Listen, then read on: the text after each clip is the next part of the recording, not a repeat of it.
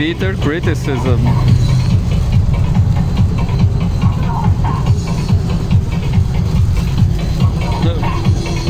Bitter criticism. Let's read some. I don't remember what. Maybe Pepe Escobar. Yeah. Let's see if Pepe Escobar have published something on his Telegram. Maybe he's not publishing anymore because maybe I was kicked out. I'm not sure if Pepe Escobar kicked out me. I'm not sure if he knows who am I. I will tell you Pepe Escobar. Look, an article from Michael Hudson.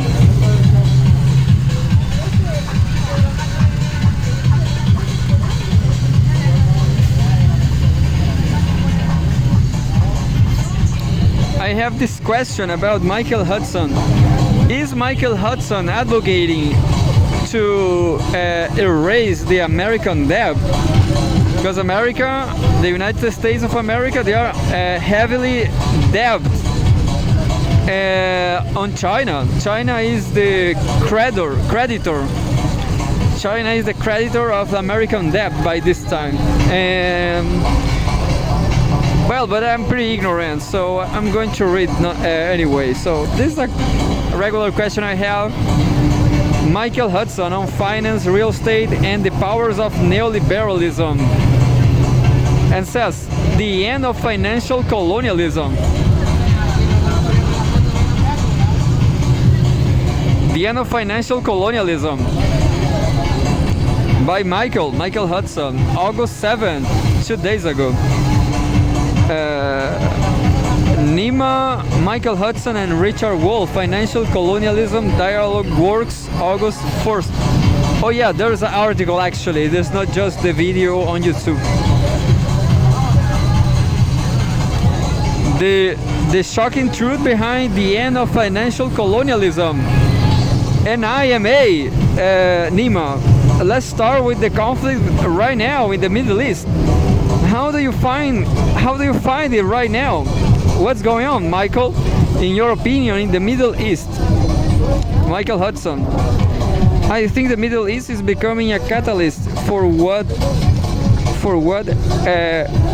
we've been talking about for the last two times we have got together. Well, the world's splitting into two halves: the U.S., NATO, West against the rest of the world. That's true. You know, this looks like huge because this looks like a YouTube interview. I'm just going to check this.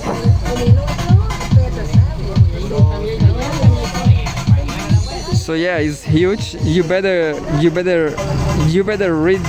listen the podcast. You better listen the. I'm sorry, but yeah, I'm going to listen the podcast. But there's more. Look.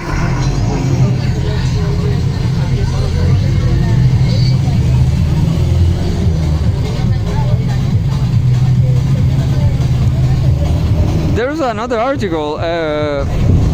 DeccanHerald.com opinion: regime change in Dhaka,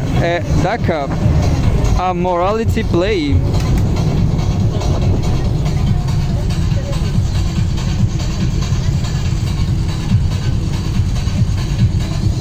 Deccan Herald: regime change in Dhaka, a morality play. The speed with which the student agitation turned into an anti-government movement raises troubling questions. This is Bangladesh, I guess. MK Badrakumar. Last updated August 6. The political stalemate in Bangladesh has taken a dramatic turn. What began as a student agitation against the quota system for scarce government jobs for descendants of freedom fighters culminated in regime change. There are salutary lessons here. Democracy is not only about holding elections scrupulously as prescribed at prescribed intervals, but they should be free, fair, and seen as so. What? Second, political alienation can turn into ulcers. In Bangladesh too, the youth unemployment rate is very high, and what happened is a warning signal for India. Third, do not drive the opposition into the corner. The opposition should have the space to function. Finally, hubris led to authoritarianism, and the ruling elite became dictatorial. As Prime Minister Sheikh Hasina fled the country, the political opponent she had locked up, Khaleda Zia, will be freed. It's a morality play. Ancient Greeks believed that hubris offended the gods. You know, I'm not sure where the author is from. Maybe he is from Bangladesh, but the question is, I was remembering something Bradley Blankenship said about Venezuela. He's not a Venezuelan guy. He has no idea what happened there, because I mean, he's being indulgent with the United States. You know, he's been indulgent and taking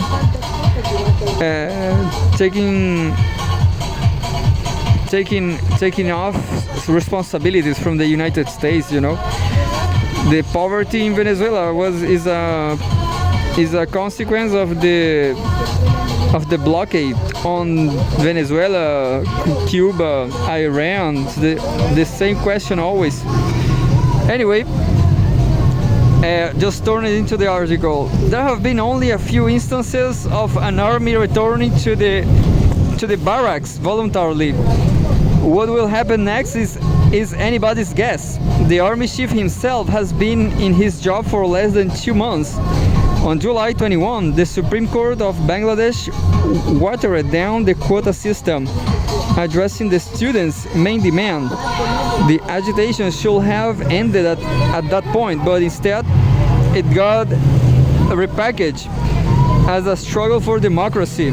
Hopefully Bangladesh will give urgent thought to holding fresh elections, and a level playing field will be made available for political parties.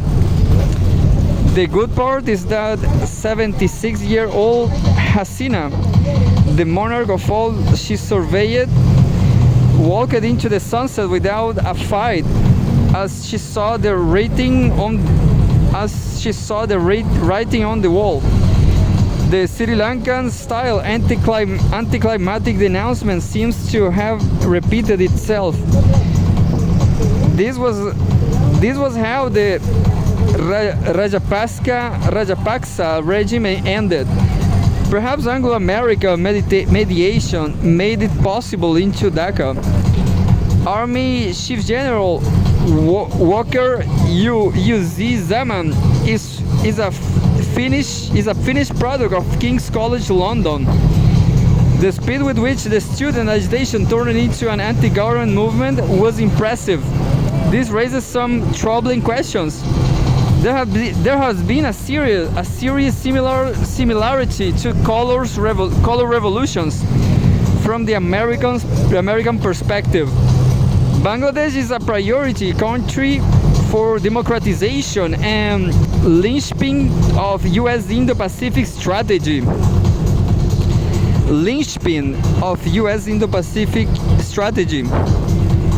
Washington has been exerting pressure on Hasina to bandwagon. Hasina's stubborn refusal to join Squad was probably the clincher. With the failure of the color revolution in Thailand, the stalemate in the insurrection in Myanmar, and Chinese consolidation in Sri Lanka and the Maldives, Bangladesh's importance to the Western strategy in the region is second to none. Interestingly enough, The White House was ready with a statement in real time, explicitly welcoming the regime change in Dhaka and commending the army. Quote, the United States has long called for respecting democratic rights in Bangladesh, and we urge that the interim government formation be democratic and inclusive. We commend the army for the restraint they have shown today. The renowned American strategic thinker wrote the script of the geostrategy, the late Zbigniew Brzezinski, the literal hawk who influenced the Democratic Party's foreign policy. Ukraine, a new and important space on the Eurasian chessboard, is a geopolitical pivot because its very existence as an independent country helped to transform Russia. Without Ukraine, Russia ceases to be a Eurasian empire. If Moscow regains control over Ukraine with its 52 million people, major resources and access to the Black Sea, Russia again regains the wherewithal to become a powerful imperial state.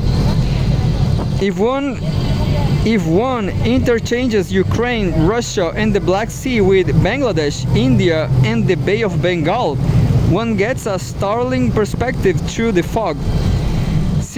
Simply put, external forces have a way of amplifying the demands of domestic groups,